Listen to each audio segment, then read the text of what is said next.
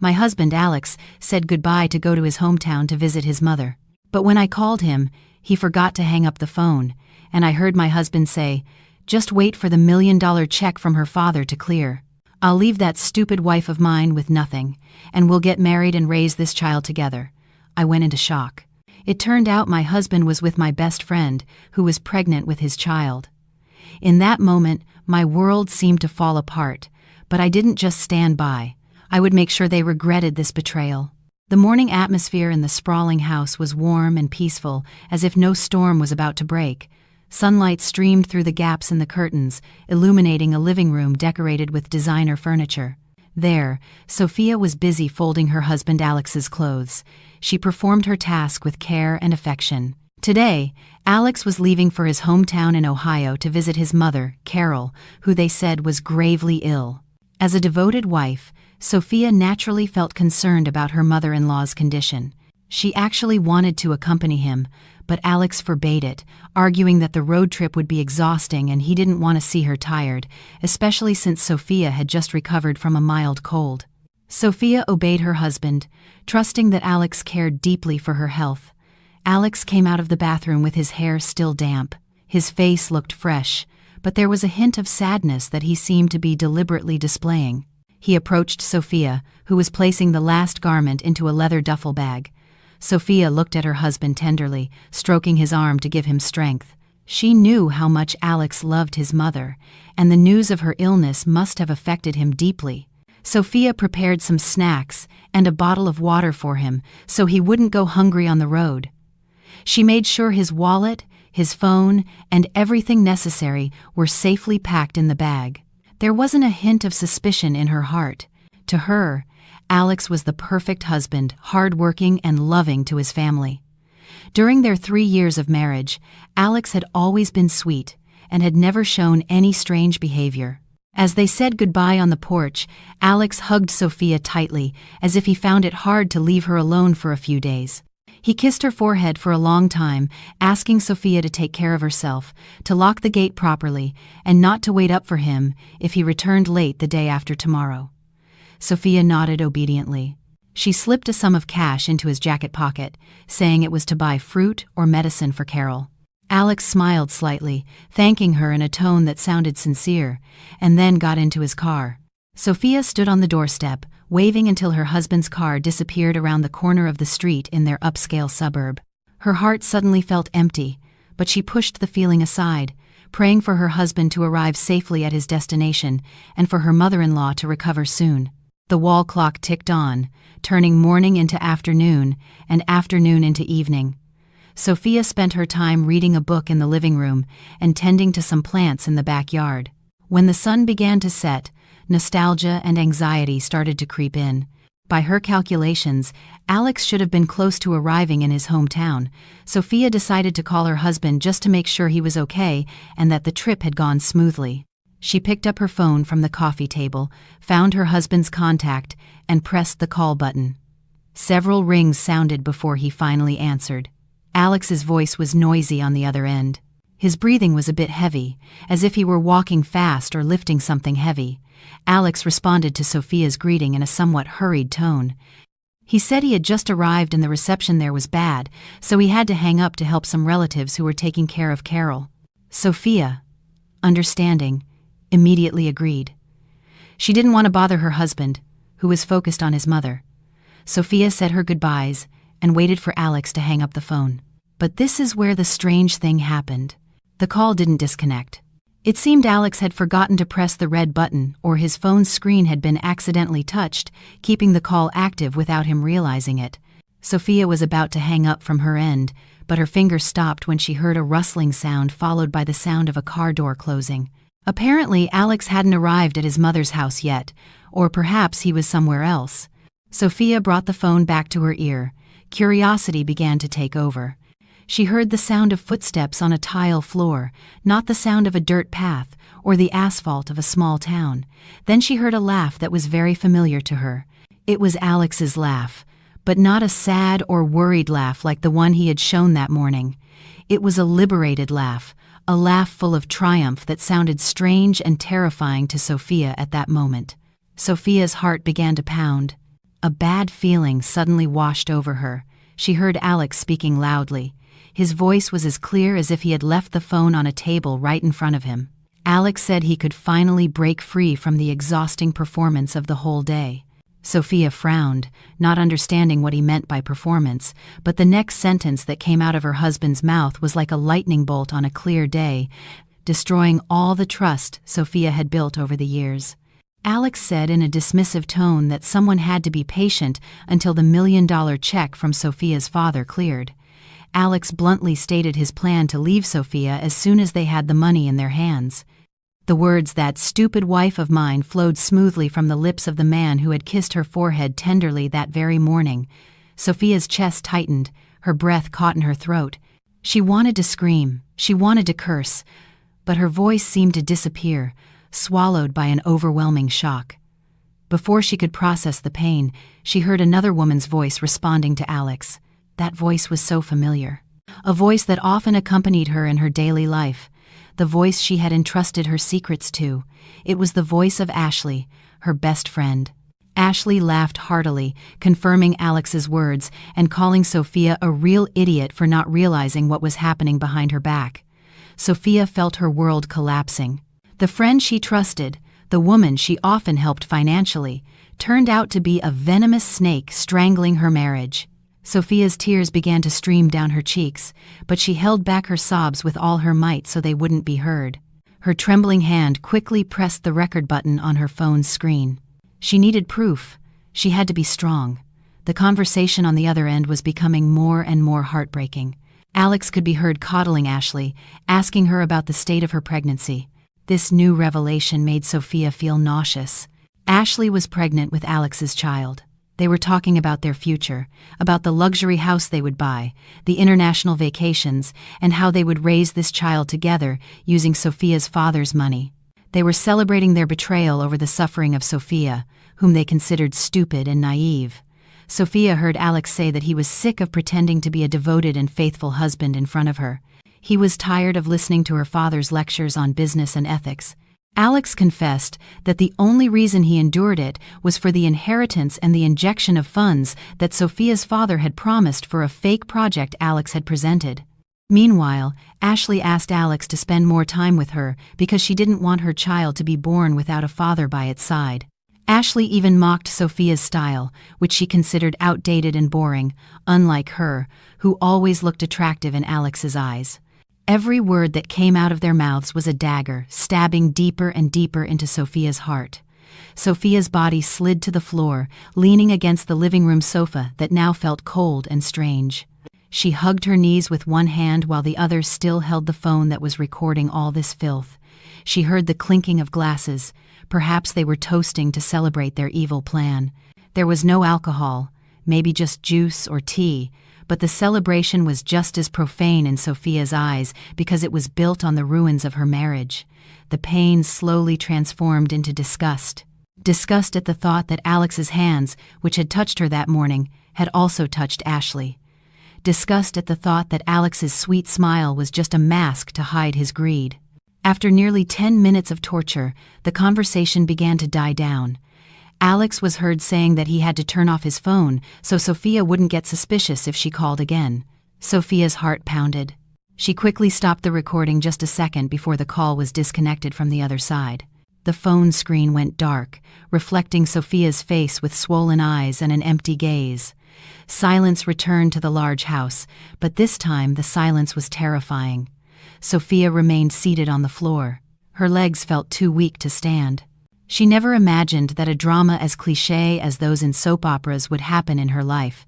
Her husband and her best friend, the two people closest to her, conspiring to destroy her. But in the midst of this devastation, a small determination began to grow in a corner of her heart. She would not let them win. She would not be the stupid woman they claimed she was. Sophia spent hours in the same position, letting the tears dry on her cheeks. The pain that had hit her so hard was slowly metamorphosing into a cold, lethal anger. She replayed the voice recording on her phone, listening to every insult and the vile plan of Alex and Ashley over and over again. Each time she listened, her love for Alex eroded, replaced by a calculated hatred. She also remembered all the moments she had spent with Ashley, how Ashley used to praise Sophia's kindness, how Ashley often asked to borrow money for urgent needs, and how Ashley was always present at every one of Sophia's family events.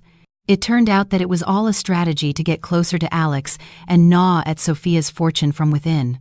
Sophia felt like a blind person who had just had her sight restored. Now all the oddities of the past made sense. She stood up, dusting off her clothes. Her first step was to go to the bathroom, splashing her face with cold water to erase the traces of tears. She looked at herself in the mirror. The woman in the mirror looked fragile, but her gaze was now sharp as an eagle's. She fixed her hair, making sure no sign of sadness was visible. She had to play her cards right. If she confronted them now, Alex would deny everything and turn the tables on her. Alex was cunning. He could say the recording was edited or just a joke. Sophia needed more than just a voice recording. She needed their total destruction at the very moment they felt they were on top. Next, Sophia picked up her phone and called the one person who had the absolute power to help her, her father. Sophia's father was a veteran and respected businessman, someone very protective of his only daughter. When the call connected, Sophia tried to control her breathing so that her voice would sound steady. She asked her father to come to her house immediately or to meet at a safe place because there was something urgent that affected the life and death of the company and her marriage. Hearing the serious tone in his daughter's voice, her father agreed to come without asking questions. Sophia knew that involving her father was a major step because her father's fury could end Alex's career overnight. But Sophia didn't want Alex's destruction to happen overnight.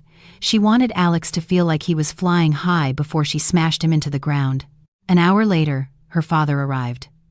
In the soundproofed home office, Sophia played the recording for him. Her father's reaction was exactly as she expected. The old man's face turned red with contained anger. His hands clenched so tightly that his knuckles turned white. He was about to call his lawyer and the police to have Alex arrested on the spot, but Sophia calmly stopped him. Sophia laid out her plan. She asked her father to hold back. She asked him to continue being kind to Alex, even to pretend that the $1 million was about to be released. Sophia explained that the best revenge was to let Alex and Ashley dig their own graves with their greed. Her father looked at his daughter with new eyes. There was a mix of pride and sadness in seeing that his daughter had to become so tough, but he finally agreed to follow Sophia's script. After her father left, Sophia began to map out her strategy in detail.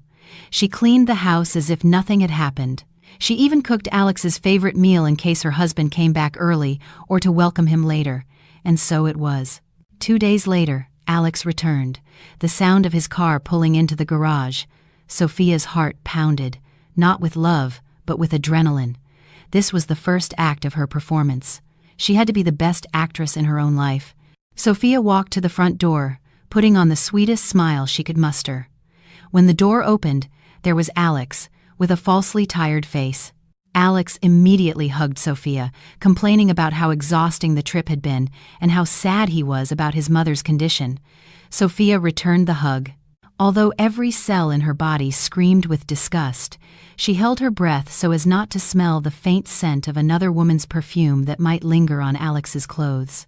With a tone full of concern, Sophia asked about Carol's condition. Alex lied fluently, making up a story about the doctor's diagnosis, about expensive medicines that had to be bought, and about how his mother kept asking about her.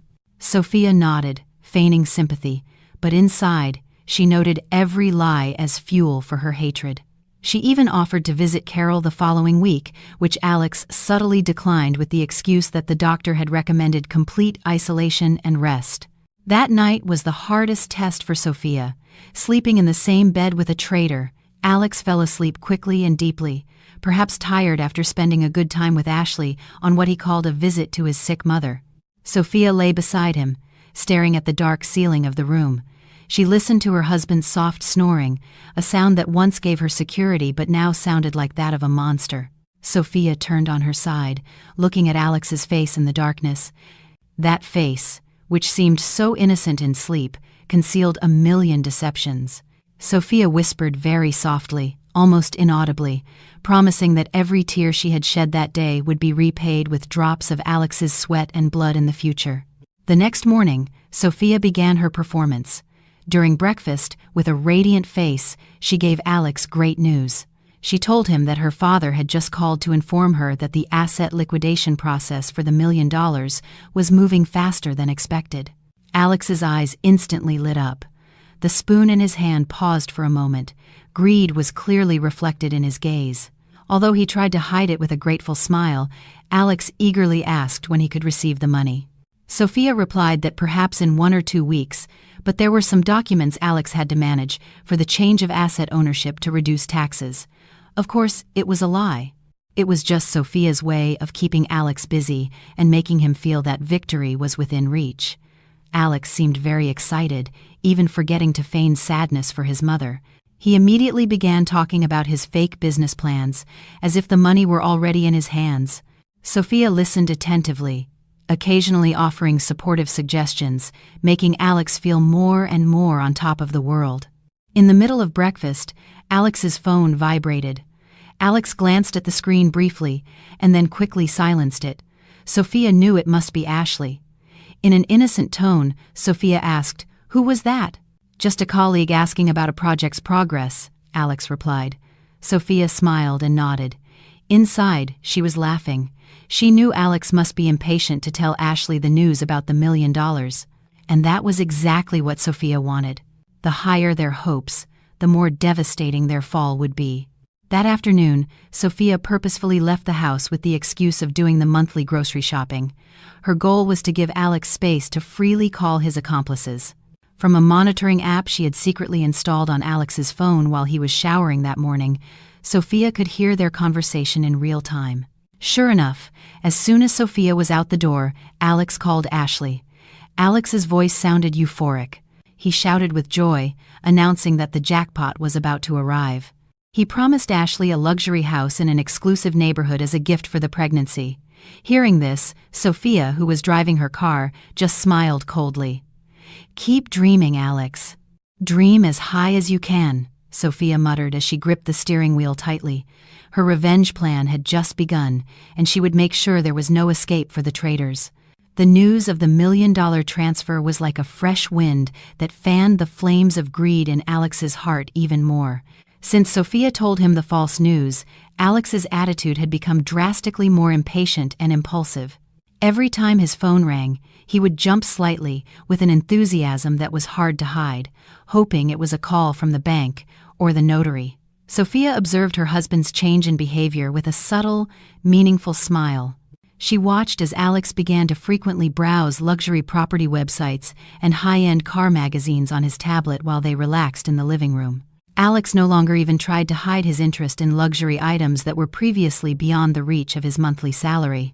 For Sophia, this was a sign that the bait she had cast had been completely swallowed. The big fish was on the hook.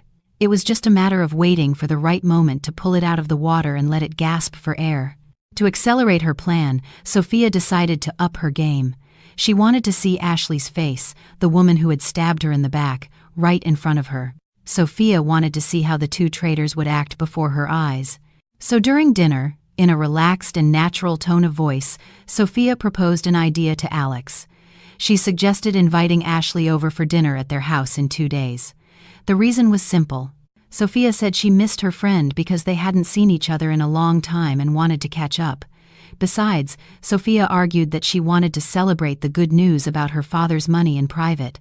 Even though the money hadn't been transferred yet, they could at least share their happiness with someone close. Alex seemed surprised by the suggestion. His face tensed for a moment. His eyes darted nervously. Perhaps he feared his charade would be exposed if his wife and his lover were in the same room. However, his greedy and arrogant nature quickly took over. Alex thought it was an excellent opportunity to show Ashley the luxury that would soon be hers. So Alex accepted the idea with feigned enthusiasm, saying it was a fantastic idea to keep in touch. The day of the dinner arrived. Sophia was busy in the kitchen since the afternoon, preparing special dishes as if welcoming an honored guest. She cooked several of Ashley's favorite dishes, a gesture she once made out of friendly affection, but now performed as part of her psychological warfare strategy. The aroma of the food filled the entire house, creating the illusion of a perfect, warm home. Exactly at 8 p.m., the doorbell rang. Alex rushed to open the door, acting like a teenager in love, very different from the cool attitude he usually showed with Sophia's other guests. Sophia walked slowly from the dining room, controlling her breath and expression. When she saw Ashley enter, she felt a burning in her chest, suppressing her anger. Ashley was perfectly made up and wore a rather tight-fitting outfit that tried to accentuate her curves. However, Sophia could clearly see a slight change in her friend's figure, especially in her abdomen, which was beginning to bulge slightly, although it could still be concealed. Sophia greeted Ashley with a warm hug, a hug that might have seemed normal to Ashley, but for Sophia, it was a farewell hug to their dead friendship. Ashley returned the hug awkwardly.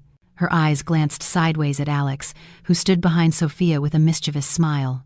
They thought Sophia didn't see these exchanged glances, but Sophia caught everything clearly in the reflection of the large mirror hanging on the entryway wall. Sophia invited Ashley to sit in the elegantly set dining room. On the table were filet mignon with a red wine reduction, shrimp scampi, and other luxurious dishes. There were no alcoholic beverages. Sophia only served fresh orange juice and cold sparkling water, in line with the life principles Ashley had always ridiculed behind her back as outdated. The atmosphere at dinner was strange. Alex tried too hard to break the ice with bad jokes. Ashley laughed too loudly in response to those jokes. Sophia just smiled politely, interjecting occasionally with short phrases. In the middle of dinner, Sophia began her attack. She poured sparkling water into Ashley's empty glass. With a steady gaze and a smile that was hard to interpret, Sophia said in a low but firm voice, "Eat up. You look a bit fuller lately," she commented. "Your cheeks are fuller, and you have a different glow." Sophia paused deliberately, making Ashley's and Alex's hearts stop for a moment. Before continuing, she added, "You look like someone who is expecting a great happiness." Ashley's face, which had been flushed from her makeup, instantly turned pale. The fork in her hand clinked softly against her plate. Alex choked on his drink, coughing a bit to hide his nervousness. Sophia quickly offered Alex a napkin, patting his back affectionately. She asked in an innocent tone if Alex was okay, why he was overreacting just because she had complimented Ashley on gaining weight. Alex quickly shook his head, saying he had just choked. Ashley, having regained her composure, tried to force a smile, saying that perhaps she had been eating too much lately due to work stress. Sophia nodded, as if she believed her, but her gaze remained fixed on Ashley's eyes, as if she were stripping her friend's soul bare. Then, Sophia began to talk about the plans for the $1 million.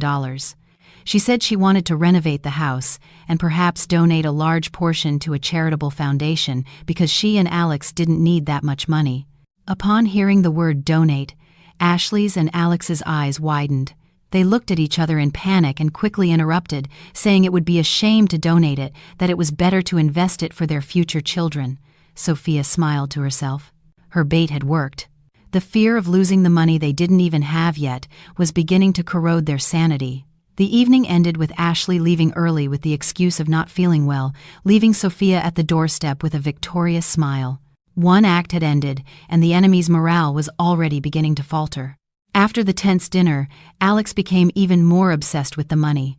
Sophia's comment about donating the money left him in a state of panic.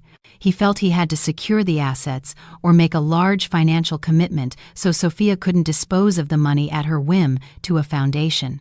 In Alex's narrow mind, poisoned by Ashley and his mother, the $1 million was his right as compensation for his patience in putting up with Sophia all these years. Alex began to leave the house frequently with the excuse of meeting clients or inspecting construction sites, when in reality, he was house hunting with Ashley. Ashley, feeling her position threatened after Sophia's hint at dinner, demanded that Alex buy her a house immediately as proof of his seriousness and as a guarantee for the future of the child she was carrying. The woman constantly complained and incited Alex, telling him that Sophia could change her mind at any moment, so they had to act fast. Alex took Ashley to see a newly built luxury development on the outskirts of the city. The houses were in a modern classic style with imposing pillars, just like in Ashley's dreams. They stopped in front of the largest unit, on a corner, a 2-story house with a private pool and a spacious garden. Ashley fell in love at first sight.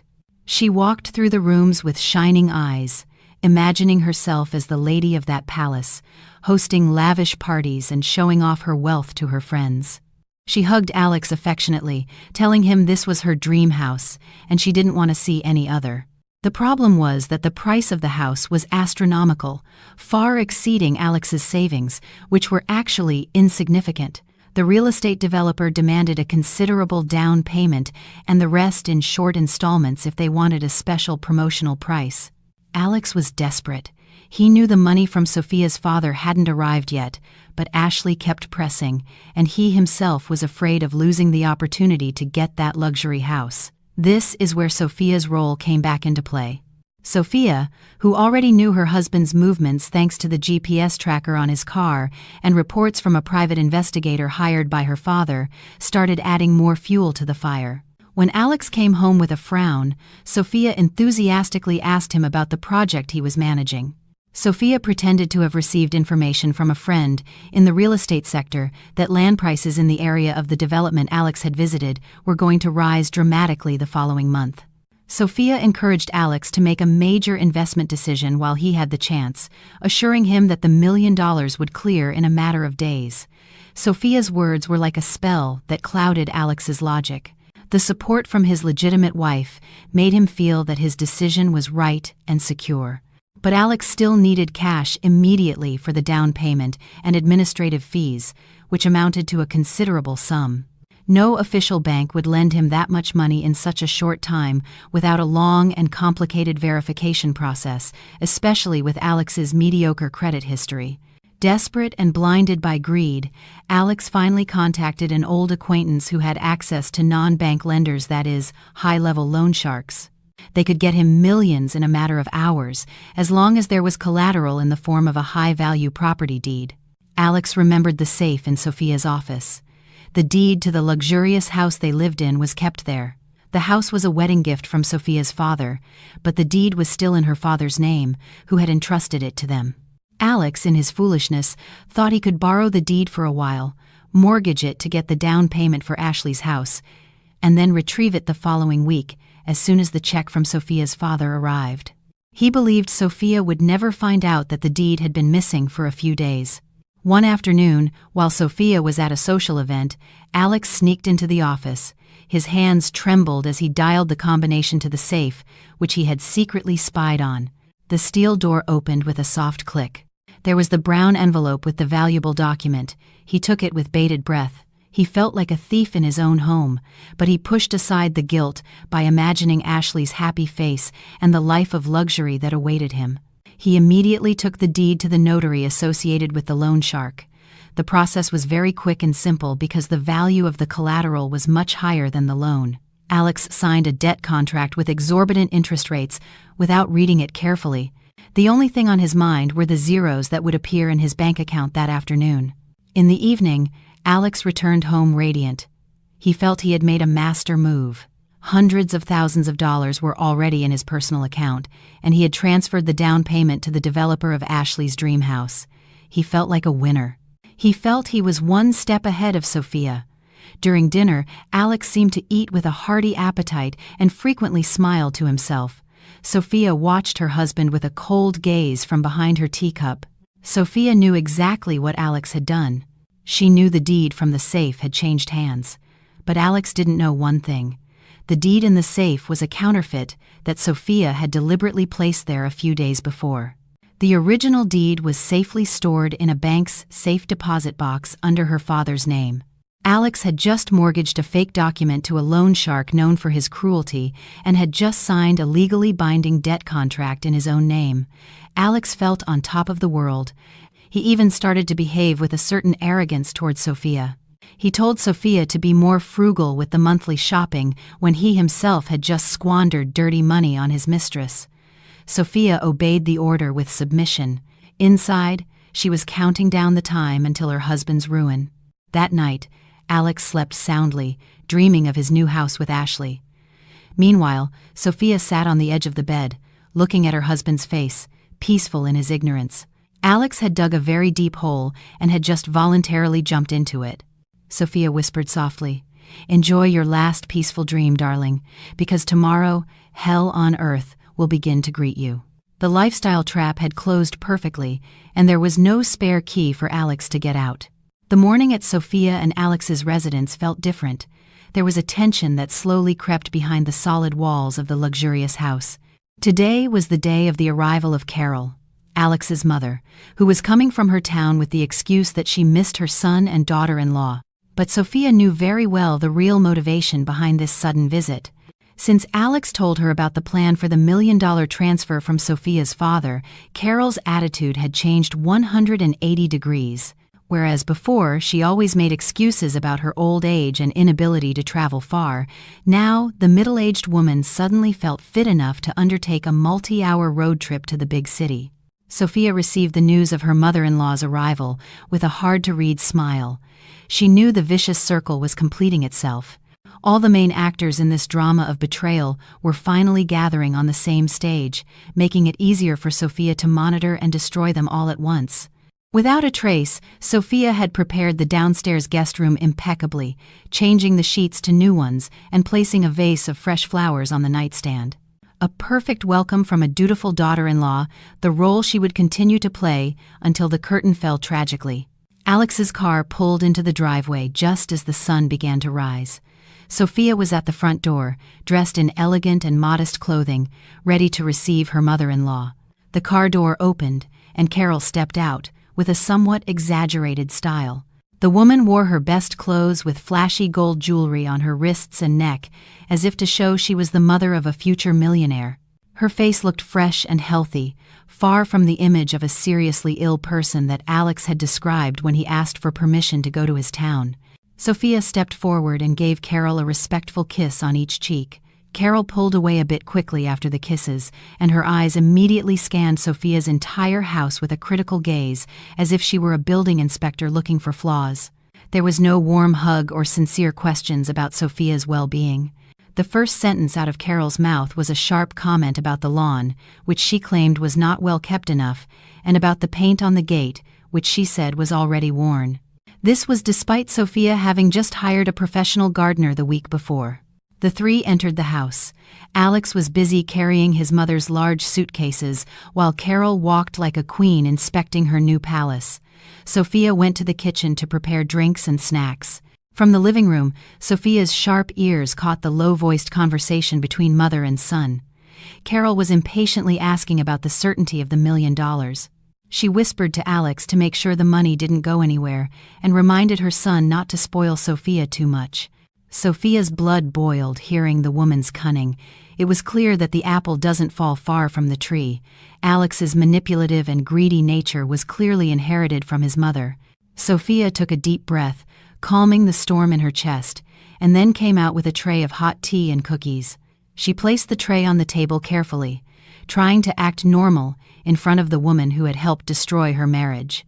While they enjoyed the tea, Carol began to launch her subtle verbal attacks. She started comparing Sophia to Ashley. Although she didn't mention Ashley's name explicitly at first, the direction of her conversation was very clear. Carol talked about a friend's daughter from her town who was very good at taking care of her husband, cooking, and what hurt the most, very fertile, able to quickly provide male grandchildren. Sophia simply lowered her head, pretending to listen obediently. Then Carol said with a cynical tone that a good wife is not just one with a rich father, but one who can serve her husband in all aspects and give him heirs to continue the family name. That sentence was like a slap in the face to Sophia, who had not yet had children after 3 years of marriage. However, Sophia knew Carol was referring to Ashley. She knew Carol had met Ashley in the town when Alex visited, and that they had surely celebrated Ashley's pregnancy together. Sophia swallowed the pain, turning it into fuel for her revenge plan. The climax came when Carol, perhaps too carried away by the euphoria of getting rich, began to lose control of her tongue. While munching on a cookie made by Sophia, she said that soon the house would be filled with the cries of a robust baby boy, and that Alex should prepare a special, luxurious room for his only heir. Alex choked on his drink hearing his mother slip up. His eyes widened, signaling his mother to be quiet. Sophia, with an Oscar-worthy performance, frowned and asked innocently which baby her mother-in-law was referring to. She asked if any relative was having a child. The atmosphere instantly became tense and silent. Alex quickly intervened, nervously, saying his mother was just fantasizing and hoping that Sophia would soon get pregnant with a boy.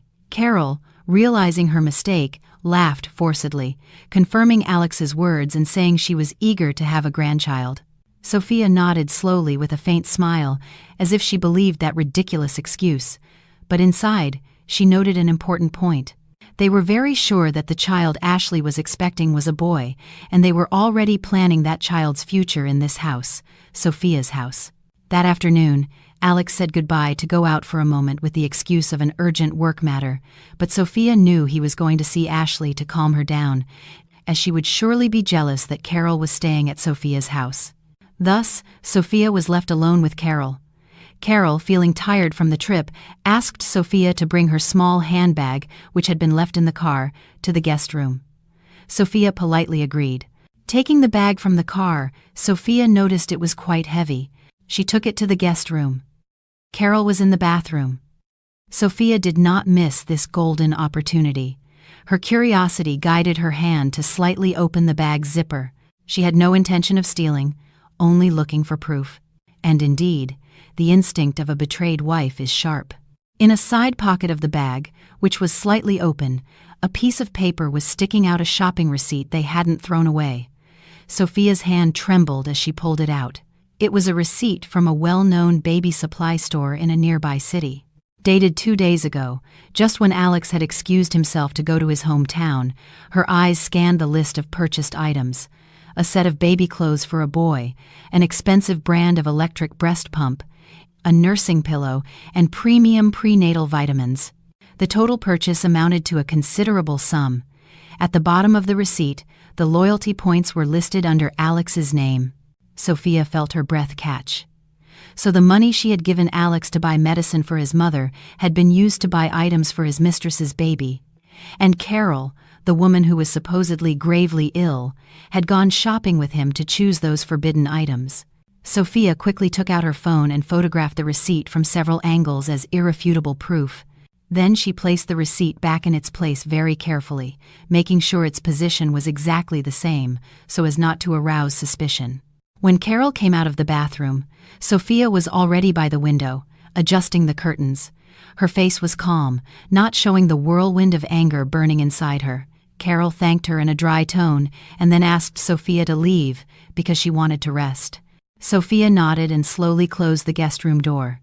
As soon as the door closed, Sophia leaned against the hallway wall. Tears of rage fell one by one. She felt a deep disgust. Disgust for Alex, disgust for Ashley, and what churned her stomach the most, Carol's hypocrisy. The three of them were conspiring to squeeze her fortune, insulting her behind her back while enjoying the comforts she provided. Sophia wiped her tears abruptly. She would keep the proof of the shopping receipt in a special envelope labeled Evidence for Destruction. That envelope was now thicker, as thick as their sins. Sophia swore there would be no mercy for them. If they wanted to play with fire, Sophia would make sure they all burned to ashes. Today, Carol had arrived with arrogance, but later she would leave with a humiliation she would never forget for the rest of her life. The sun was just beginning to set, but the dark clouds covering the city sky seemed to reflect the mood of the house's inhabitants. After finding the proof of the baby supplies receipt, Sophia realized she couldn't just wait for the date of the fictitious fund transfer. She had to accelerate the process of their mental destruction. She had to create a rift between the conspirators. The divide and conquer strategy was the best option at that moment. Sophia knew that the bond between Alex, Ashley, and Carol was not one of sincere love, but a transactional bond based on greed. And that kind of bond is very fragile, easy to break with a small jolt of suspicion. Sophia took her first step by buying a new burner SIM card. She installed it in a spare phone she had hidden in a kitchen drawer. Her first target was Ashley. Pregnant women often have unstable emotions and tend to be more suspicious. Sophia wrote a short but lethal text message and sent it to Ashley's personal number. The message read, "Be careful. The man promising you a luxury house is playing with fire with another woman, besides his wife. Don't become a mere stepping stone. Check who he often calls in the middle of the night. The anonymous message was sent just as Alex was at home, peacefully watching television with Carol. Sophia watched from a corner of the room, waiting for the chain reaction that would follow. And so it did. Less than 10 minutes later, Alex's phone vibrated on the table. Alex looked at the screen and his face tensed. He quickly picked up the phone and went to the backyard with the excuse of bad reception.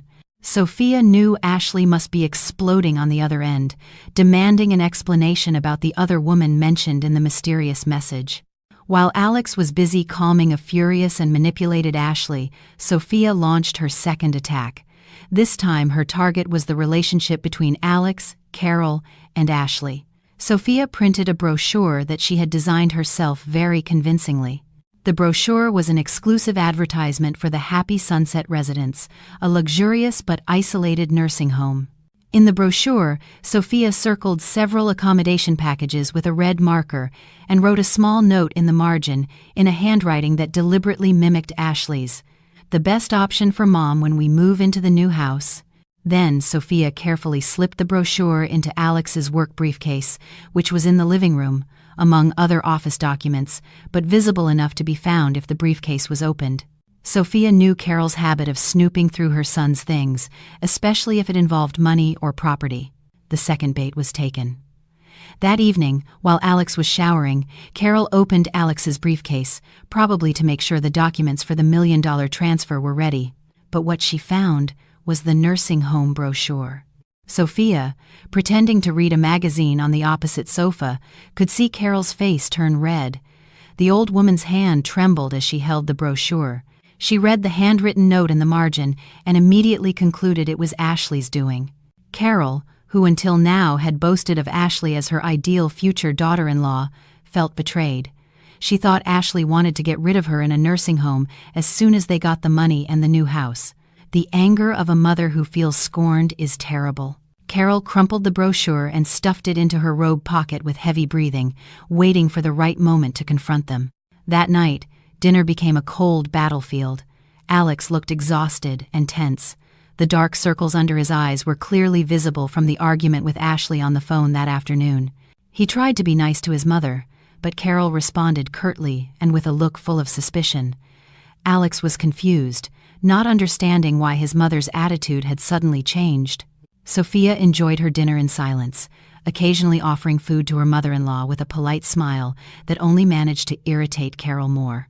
Carol probably thought Sophia was too stupid to understand the intrigue that was unfolding, when in reality, Sophia was the mastermind behind all the chaos. The tension reached its peak when Alex's phone rang again. This time, Alex didn't dare to answer. He just stared at the screen in despair. Ashley's name was clearly displayed. Seeing Alex's hesitation, Carol, already full of prejudice, exploded. "Answer it. That illegitimate wife of yours surely wants to remind you of the promise to throw your mother in a nursing home, right?"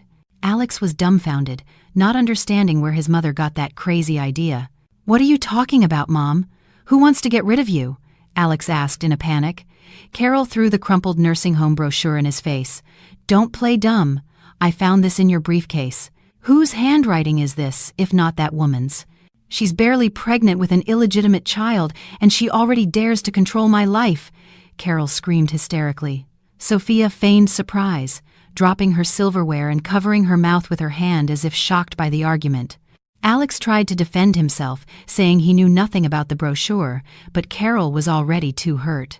In the midst of the chaos, Ashley, impatient because her calls were not being answered, kept calling, until finally Alex was forced to answer on speakerphone as his hands were busy restraining his mother, who was trying to hit him.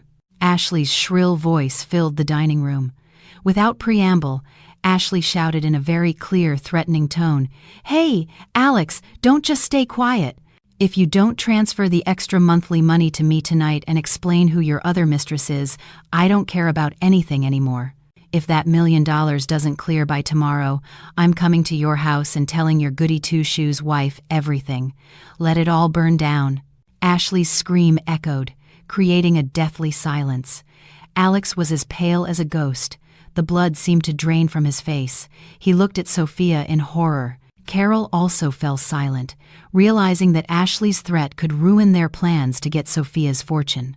Both greedy mother and son now looked at Sophia with fear, afraid that she had heard and understood Ashley's threat. Sophia, who had heard everything clearly, decided to deliver the final blow that night. She rose slowly from her chair. Her face was impassive. She walked over to Alex, took the phone that was still connected to Ashley, and calmly hung up the call. Sophia looked her husband directly in the eyes and said in a soft but piercing voice, "Darling, it seems your friend has a lot of problems, doesn't she? Screaming about $1 million and all that. Who is she, exactly, and why does she sound like she has so much right to my father's money?" The question was simple, but deadly. Alex stammered, his tongue tied, unable to invent another lie. Cold sweat ran down his temples. Carol feigned a loud cough to divert attention. Sophia smiled sideways, a smile that chilled Alex's blood. Without waiting for an answer, Sophia turned and went to her room. "Settle your affairs with that friend, darling. I don't like strangers making noise in my house. And you, Mom, you should rest. High blood pressure isn't good for elderly people who are afraid of ending up in a home." Sophia closed her bedroom door firmly. Behind the door, she let out a small laugh. She had succeeded. Alex was now trapped between Ashley's fury, Carol's anger, and Sophia's suspicion. Tomorrow was the day of execution, the day Sophia had promised the fund transfer. Alex didn't know that what would clear tomorrow wouldn't be money, but the blood tears of his regret. The morning sun's rays were intense, as if the universe itself were heating the atmosphere for what was to happen that day. Alex woke up earlier than usual. His eyes shone with anticipation, although the dark circles from lack of sleep were still visible on his face. Today was the day he had been waiting for, the day he believed his destiny would change and he would become a millionaire. He put on his best shirt, impeccably pressed by Sophia, combed his hair carefully, and sprayed an excessive amount of expensive cologne. In front of the mirror, Alex practiced a victory smile, imagining himself signing a check for $1 million. Meanwhile, Carol was no less excited. The woman put on an elegant suit she had bought especially for the occasion, complete with a silk shawl she flaunted, as if she were a grand dame about to receive an award. Sophia watched all this activity from the dining table with an overwhelming calm, like the surface of a tranquil lake that hides a deadly whirlpool within. She had already prepared everything. The stage for the execution was set at her father's office. The trip to Sophia's father's office was made in 2 separate cars. Alex insisted that Ashley accompany them. His excuse to Sophia was that Ashley, as a close friend, could act as a neutral and trustworthy witness. Sophia simply nodded without arguing, making Alex feel that his plan was going smoothly. In reality, Sophia wanted Ashley to be there to see with her own eyes how the sandcastle they had built would crumble. Inside Alex's car, the atmosphere was tense but filled with a contained euphoria. Alex drove with sweaty hands, while Carol, sitting beside him, constantly prayed for the money to clear without any hitches. Ashley, sitting in the back seat to keep up appearances, kept touching up her makeup, making sure she looked perfect at the moment of victory. She imagined that after the signing, Alex would take her directly to a luxury car dealership. Sophia's father's office skyscraper stood imposing in the city center, clad in blue glass that reflected the clouds. Upon entering the majestic lobby with its polished marble floor, Alex's confidence faltered a bit. He always felt small in front of his father-in-law, who possessed a strong aura of leadership. But the image of the $1 million strengthened his resolve. They were greeted by Sophia's father's personal secretary, a kind but stern-faced woman. They were led to the main boardroom on the top floor, a VIP room normally used only for shareholder meetings or signing multi-million-dollar contracts. The room was enormous, dominated by a long, shiny mahogany table and comfortable leather armchairs. The view of the city from the giant windows was breathtaking, as if offering the world in the palm of your hand. At the head of the table, Sophia's father was already waiting. His face was calm, imposing, and indecipherable. He didn't smile when his son-in-law and his mother-in-law entered. He just nodded briefly, inviting them to sit. Alex, Carol, and Ashley sat together on one side of the table, while Sophia sat on the other, right next to her father. This arrangement unconsciously created a clear division between us and them. Alex tried to break the ice by asking about his father-in-law's health, but he only received a brief throat clearing that intimidated him again. A notary and the company's lawyer were also present, looking through thick files, which added an air of formality and seriousness to the meeting. Alex's heart pounded. His eyes did not leave the stack of documents he believed contained the asset transfer and the promised check. Carol clutched her purse nervously, while Ashley tried to sit upright despite the back pain from her pregnancy. Sophia's father opened the meeting with his deep, resonant voice. He spoke about the importance of trust and integrity in managing family assets. The words trust and integrity were pronounced with special emphasis, making Alex feel a bit targeted, but he ignored it. Then the father explained the complicated procedure of the donation, the taxes, the management responsibility, and the long-term commitment. Alex nodded enthusiastically, accepting all the conditions without really listening. The only thing on his mind was where he had to sign to get the money transferred to his account.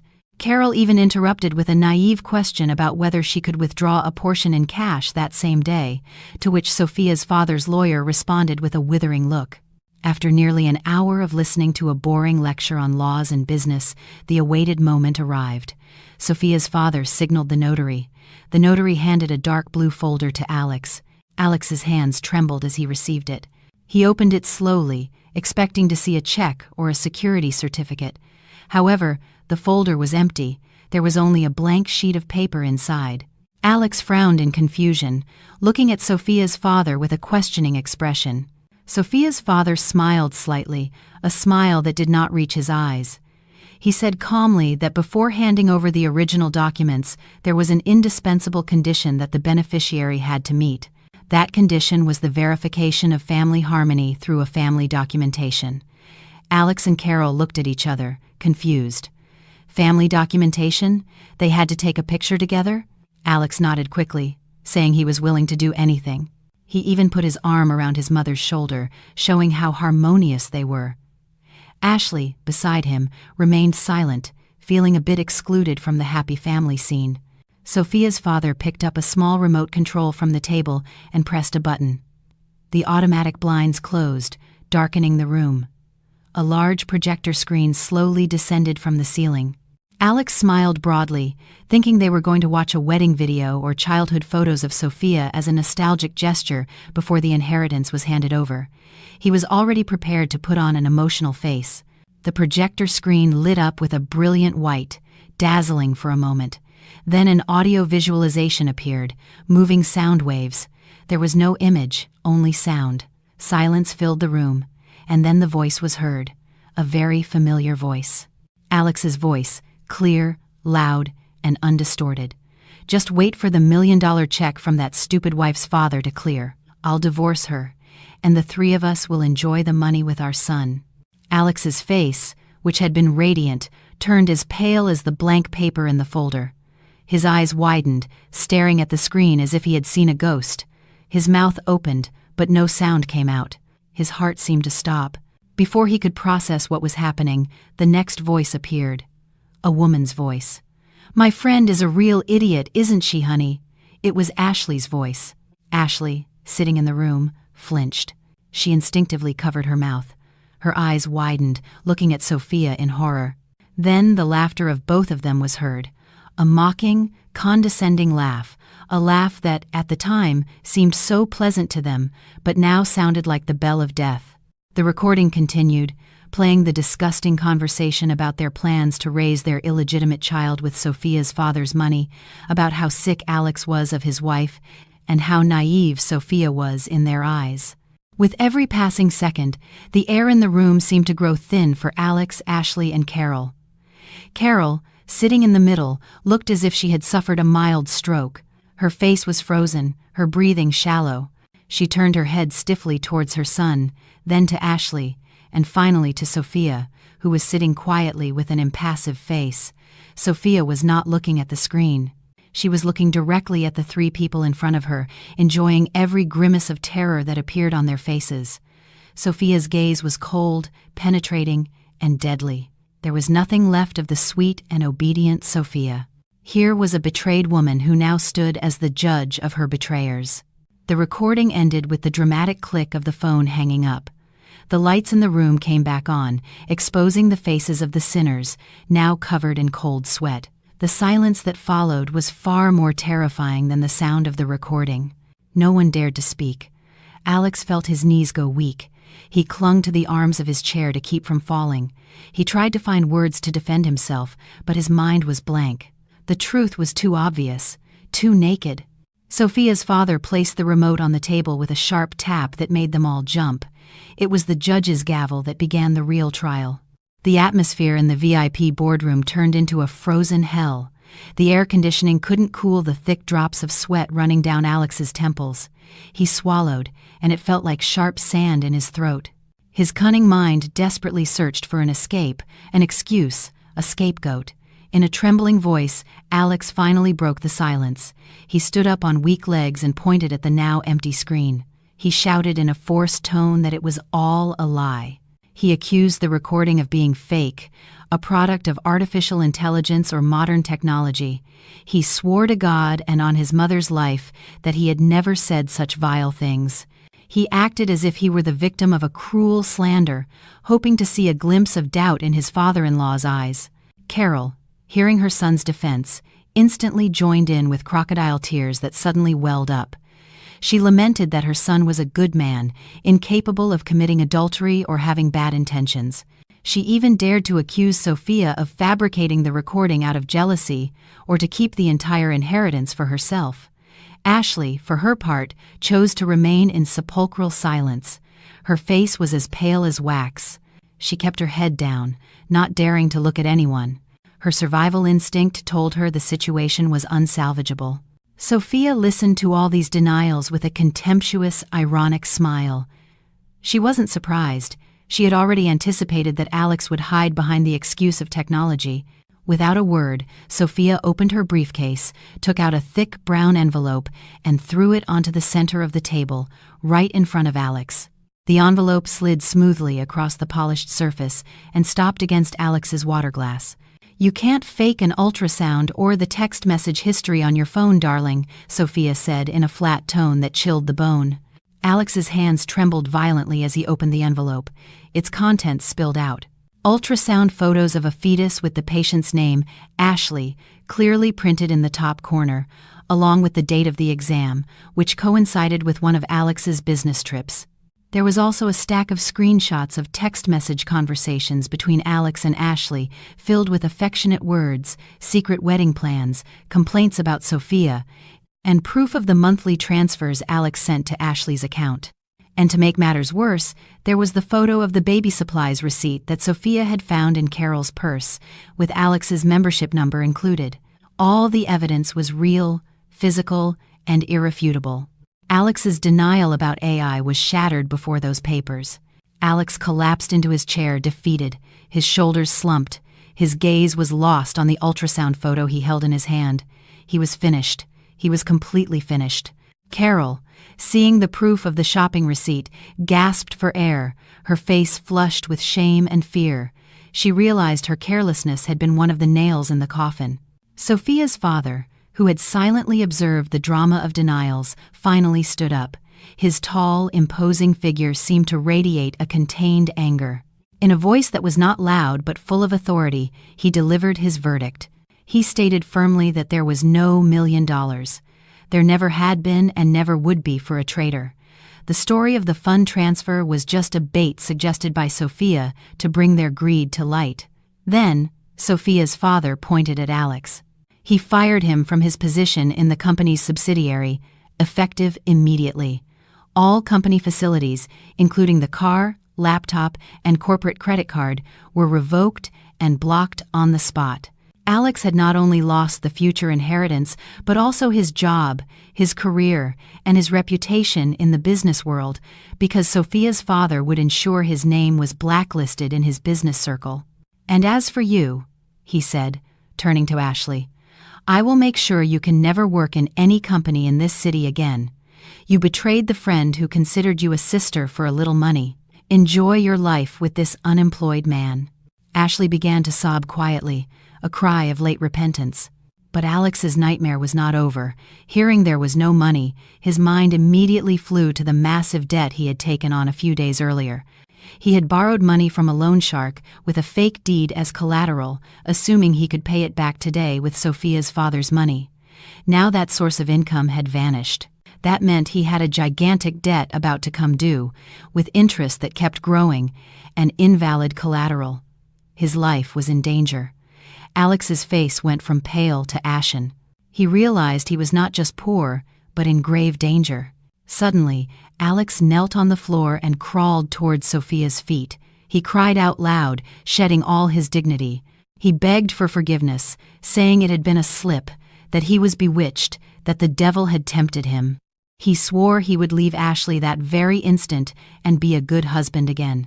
He clung to the hem of Sophia's dress, kissing it hysterically. Carol also joined in the crying, pleading with her daughter-in-law's father not to be so cruel, reminding him of the sin of breaking family ties.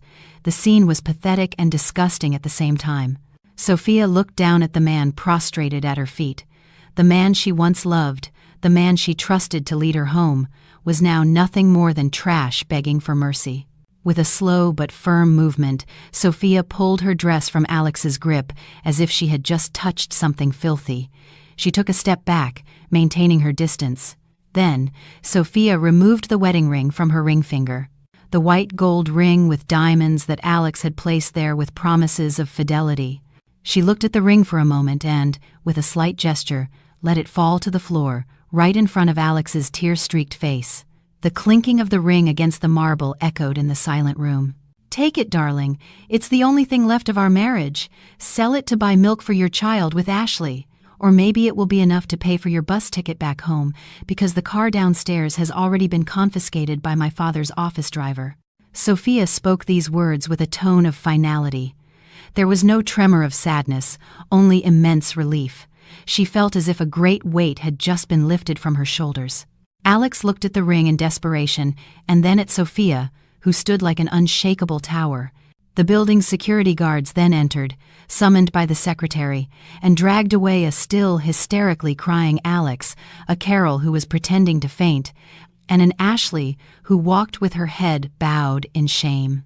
Alex's screams still echoed in the hallway until the elevator door closed, taking the trash out of Sophia's life. In the room, Sophia exhaled a long sigh, turned, and hugged her father. Her armor cracked a little, her tears fell, but this time they were not tears of sadness, but of liberation. She had won, she was safe, and she was ready to watch karma do its work in its own, much crueler way out there. The midday sun shone fiercely, mercilessly burning the skin of anyone exposed to it.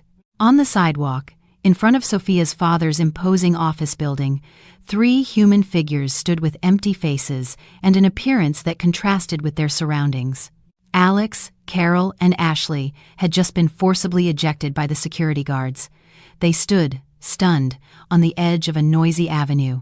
The street dust swirled, hitting their faces, still damp with cold sweat and the remnants of tears. The luxury company car they had arrived in, with such pride that morning, had already been returned to the company garage. Alex's wallet was empty, his credit cards blocked, and the wedding ring Sophia had thrown had been left on the boardroom floor because Alex was too panicked when he was dragged out. They truly had nothing but the clothes on their backs and an unbearable shame. Passers-by looked at them strangely, and for good reason. Carol, dressed in a flashy party suit, was sitting on the dirty sidewalk. Ashley was crying her eyes out while holding her belly. And Alex, in his impeccable suit, looked like a madman who had lost his mind. The silence between them was broken when Carol started assigning blame for the situation. In a hoarse voice, she hit Alex's arm, screaming and asking what he was going to do for her now. She demanded Alex take responsibility for bringing her from her hometown, only to be humiliated like this. Carol also blamed Ashley. She pointed her trembling finger at Ashley, accusing her of bringing bad luck. According to Carol, if Ashley hadn't seduced Alex, Sophia wouldn't be so furious, and she could still be enjoying the comforts of her daughter-in-law's house. Ashley, pregnant and emotionally raw, did not accept the blame. She answered Carol's screams with a shrill voice, shouting that she was the victim of Alex's sweet promises. She said she had become his mistress because Alex had promised her luxury, not poverty and humiliation on the street. A heated argument broke out on the sidewalk, becoming a free spectacle for the delivery drivers waiting nearby. Alex ignored the fight between his mother and his mistress. His mind was occupied with a much more real terror than his mother's reproaches. He remembered the loan shark. Today was the deadline for the first interest payment and the repayment of the principal if he wanted to get the house deed back. The problem was that the deed he had given as collateral was fake, and he didn't have a single cent. Alex put his hand in his pants pocket and took out his phone with trembling hands. He had dozens of missed calls from an unknown number. He felt his heart was about to leap out of his chest. He knew who was calling. The debt collectors must have sensed that something was wrong. Alex tried to turn off his phone and run, but before he could press the button, he received a text message. It was short but terrifying. "We know where you are. Don't run, or your mother becomes the collateral." Alex froze. His eyes frantically scanned the surroundings for signs of danger, and sure enough, from a corner, 3 black sport bikes moved slowly against the traffic and stopped right in front of them. The riders were burly men in black leather jackets and menacing faces. They got off their bikes calmly but intimidatingly. An aura of violence filled the air. Alex recognized one of them, the right-hand man of the loan shark's boss, the one who had handled his loan. The man took off his helmet, looking at Alex with a crooked smile that revealed yellowish teeth. He approached Alex and patted his cheek, softly but painfully. He asked with false kindness where his money was. Alex backed away, frightened, unable to speak. He tried to lie, saying there was a technical problem at the bank and the money would be available tomorrow. But the goon was no fool. He laughed out loud, a laugh that made Ashley scream in fear and hide behind Carol. The man grabbed Alex by the collar of his jacket and pulled him close until their faces were inches apart. He whispered sharply that his boss had already verified the deed's authenticity at the county records office that morning because he was suspicious of his behavior. The result? The deed was a fake. That meant Alex had committed fraud against the sharks of the underworld, and scamming a loan shark carried a punishment far more severe than the laws. The man signaled his companions. The other 2 goons grabbed Alex and held his arms behind his back. Alex screamed in pain, begging for mercy, saying he didn't know the deed was fake, but his cries were ignored. They began to drag him towards a black van that had just pulled up. Carol, hysterical at seeing her only son treated like an animal, tried to grab one of the goons' clothes, pleading for them to let him go, but an old woman's strength was no match. One of the goons pushed her roughly, making her fall onto the hot asphalt. Her knees were scraped, and her elegant suit was dirtied with street dust. Carol cried out loud, calling for Alex. Meanwhile, Ashley, terrified, tried to escape. She saw an opportunity while the goons were busy with Alex and his mother. She backed away slowly and then turned to run towards a taxi stand. She no longer cared about Alex or Carol. The important thing was that she and her baby were safe. But karma wasn't done with her yet. She had barely run a few steps when a police car with its siren on cut her off. 2 female police officers got out and detained her. Ashley, confused and panicked, asked what was wrong. She felt she hadn't committed any crime. The police showed her an arrest warrant. Sophia hadn't been joking. She had reported Ashley for embezzlement. For years, Sophia had entrusted Ashley with money for shopping or to pay for shared expenses, but it turned out Ashley often pocketed a portion or used it for her own expenses. Sophia had proof of transfers and complete financial records. Ashley resisted, shouting it was a misunderstanding, that she was Sophia's best friend. But the police didn't care. Cold metal handcuffs closed on her wrists. The pregnant woman was led to the police car, crying over her fate, which had changed drastically in a matter of hours. Back to Alex, the situation became even more chaotic. The goons were about to shove him into the van when another police siren was heard approaching. The commotion on a main avenue had attracted the attention of a patrol car, in addition to the alert from Sophia's father's building security. Seeing the police, the goons didn't want to risk getting caught. They released Alex abruptly, gave him a kick in the stomach as a farewell, and sped away on their bikes, weaving through traffic. Alex coughed, clutching his sore stomach, and collapsed on the sidewalk. He thought he was safe, But it turned out the police hadn't come to help him, but to arrest him. Sophia's father had reported Alex for document forgery and attempted fraud using others' property.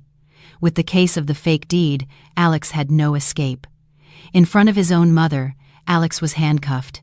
The scene that afternoon was tragic and, at the same time, a relief for anyone who knew the real story. Alex was led to the police car with a bruised face and wrinkled clothes. Ashley had already been detained in another car. Only Carol was left alone on the sidewalk. The woman who had arrived that morning with her chin held high was now on her knees on the hot asphalt, lamenting her fate. Her favorite son, arrested for fraud. Her ideal future daughter-in-law, a criminal. And she herself, abandoned in the big city without a cent to return to her town. No one helped her. People just watched and recorded the scene with their phones, perhaps to make it go viral on social media with the title "Instant Karma for a Greedy Family." In the distance, a luxurious black sedan passed by slowly. The tinted window lowered slightly, just enough to reveal a pair of eyes coldly observing the scene. It was Sophia. She saw everything. She saw her ex-husband being dragged away by the police.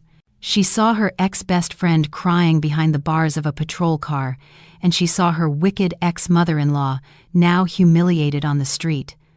There was no pity in Sophia's heart. She had given them many chances to reconsider, but they chose greed. Sophia raised the window, ordered the driver to move on. She would not stop, she would not look back. For her, the trash had already been taken to its place. And now it was time to clean the remaining dust from her life, to move towards a clean future. Sophia's car made its way through the city's hustle and bustle, leaving the pathetic drama on the sidewalk behind like a dark chapter, now closed. 6 months had passed since the shocking event in front of the office building. Time moved very differently for each person involved in this story. For Alex, time dragged on slowly and painfully behind prison bars. He was found guilty of document forgery and fraud, in addition to the burden of the debt to the loan shark, who didn't leave him in peace even in prison. In his narrow, damp cell, Alex lost all his arrogance. He was no longer the elegant and overbearing man. Now his head was shaved. His body was gaunt from stress and prison food. He was often the target of harassment by other inmates who despised family fraud crimes. Every night, Alex slept curled up on the cold floor, accompanied by endless regret. He often dreamed of the comfortable life he had with Sophia, of the hot coffee in the mornings, the fragrant clothes, and his wife's sincere smile. Upon waking, he only found damp concrete walls and the smell of urine. He missed Sophia, not out of love, but because he realized how stupid he had been to trade a diamond for a handful of sharp pebbles. Ashley's fate was no less wretched. Due to her advanced pregnancy, her legal process was slightly delayed. However, she had to serve house arrest under strict supervision and live in absolute poverty. She gave birth in a small health clinic with basic facilities, without the company of a husband or family. The child born was a boy, just as Carol had hoped, but his birth was not celebrated with lavish parties or a dream nursery. The baby was born into tears of hardship. Ashley had to take odd jobs as a cleaner, carrying her baby on her back because she couldn't afford daycare. Her face, once always well cared for, was now dull and looked much older. She lived in a small rented apartment in a rough neighborhood with a roof that leaked every time it rained. Every time she heard her son cry from hunger, Ashley cursed herself. She remembered how she used to mock Sophia and now felt how hard life was without support, a life she herself had destroyed for a whim. Meanwhile, in a town far from the city's bustle, Carol spent the rest of her life in overwhelming loneliness. After the arrest, social services sent her back to her town, but the news of her son's crimes had spread everywhere. The neighbors she used to boast to about her son's success now looked at her with disdain. No one wanted to be her friend. The stores wouldn't give her credit. Carol suffered a mild stroke due to the prolonged shock, which left half of her body paralyzed. She had to drag her leg just to get a glass of water. Her once tidy house was now dirty and messy because she couldn't clean it. She often sat on her porch, looking at the empty street, waiting for Alex's luxury car to come and pick her up, but it was just a hallucination. She remembered how good Sophia, her daughter-in-law, had been, always sending her medicine, clothes, and money without complaint. Carol cried in silence. Her tears fell on the dusty dirt floor. Her arrogance had burned the bridge to happiness, and now she was trapped alone on the island of regret. In contrast to the suffering of the three, Sophia's life shone brightly. Freed from the burden of the parasites that had been sucking her energy, Sophia focused on developing the business inherited from her father. She completely revamped the company's management, introducing innovations that sent profits soaring. Her appearance became even more elegant and distinguished. Her face, which had often looked sad from emotional pressure, was now always adorned with a sincere smile that radiated inner peace. Sophia also became actively involved in various social activities, helping women victims of domestic violence and betrayal to recover, just as she herself had done. She became an inspiration to many. Her broken marriage did not traumatize her, but made her stronger and more selective. Her father was very proud of his daughter's transformation. They often spent time together, peacefully enjoying the fruits of their labor without the fear of being taken advantage of by cunning people. One sunny afternoon, Sophia was sitting at her favorite cafe with an outdoor patio, enjoying a cup of chamomile tea while reading a book. A gentle breeze played with the edge of her scarf. Her phone on the table vibrated. Sophia glanced at the screen. An unknown number appeared, but the area code was from the area where Alex's prison was located. Sophia knew it must be him. Perhaps he had borrowed a guard's phone or gotten one smuggled in, trying to contact her for help, money, or just to apologize and ease his guilt. In the past, Sophia might have answered, listening with a pounding heart, and perhaps her heart would have softened.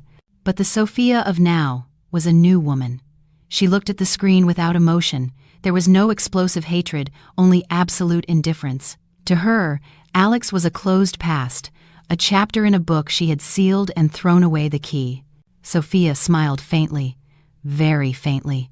Her index finger moved slowly towards the phone's screen. She did not slide the green button to answer. Instead, she pressed the red button to reject the call. And she didn't stop there. She went into the call settings menu and selected the option to block the number. The phone screen returned to calm, displaying a beautiful wallpaper of a nature landscape. Sophia took another sip of her hot tea, feeling the warmth of the liquid spread through her body, as warm as the feeling of freedom she now fully possessed. She looked up at the orange and golden sunset sky. Her life had just begun anew, and this time she was the screenwriter, with no antagonists who could ruin it. In the distance, birds flew freely back to their nests, just like Sophia's heart, which had finally returned home to a place of peace and happiness.